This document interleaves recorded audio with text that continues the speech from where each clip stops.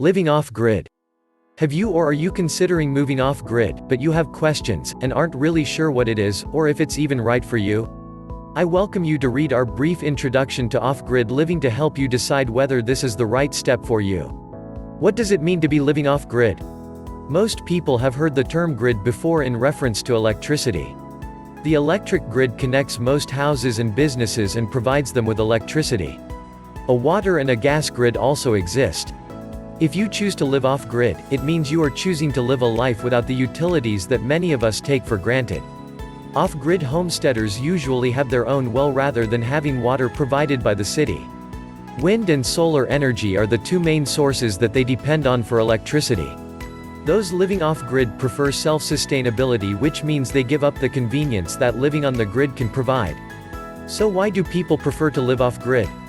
There are many reasons people choose to live off-grid. A reason some may have is because of an inherent distrust of the government, and may feel safer living disconnected from society. Another reason could be that they have a deep internal need to be fully self-sustainable, and not reliant on anyone or anything else. Having that feeling of complete freedom. You also have some that are drawn to the idea of a simple, survival-focused way of living. The decision to live off-grid is deeply personal, and only you know if the lifestyle is right for you. What does moving off-grid take? If you have never lived off-grid, or you aren't accustomed to camping outdoors for lengthy periods, you need to know that this is a drastic lifestyle change. You have to give up many of the modern comforts and learn to live off the land. You must equip yourself with knowledge of foraging, gardening, hunting, building, survival skills, and so much more to successfully live off-grid. Read everything you can about the lifestyle, and start implementing what you learn in order to master these skills. What some people may not know or expect is, moving off-grid also takes a substantial amount of money.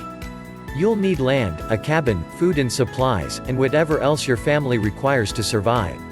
This may not be a problem if you plan to continue working, but if you are planning on giving up your job, you will need a sizable bank account. Another thing you'll need when moving off-grid is a good location. Ideally, you'll want somewhere with winters that aren't too harsh and summers that aren't too hot. That might not be realistic for you.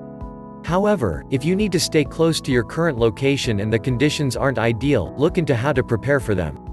There are things you can do to keep warm in the winter and cool in the summer. You may not be ready to move off-grid as yet. What can you do in the meantime? I suggest you continue learning all you can about the survival lifestyle. Take a wilderness first responder course that teaches you survival skills while in the wilderness and without any modern equipment. Learn about first aid as well as bush crafting and how to make items out of the natural world. Keep learning as much as you can about all aspects of survival. In addition to learning, save money. As mentioned above, living off-grid is surprisingly expensive. Saving money now can help you be better prepared for later. As you save money, you will start to feel closer to your goal of living off-grid. This is a great way to tangibly see your progress towards this new lifestyle. Living off-grid isn't easy. But it's definitely very rewarding and brings you closer to nature.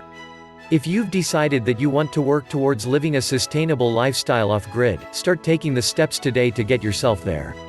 There is a connection we all have with Mother Nature. This connection is stronger in some, more than others. There is no denying that the tranquility you experience in nature is one of the best stress relievers you can get. In a busy world that is always on the go, coming back to nature is like having your internal battery recharged. Visit handysurvivor.com for more.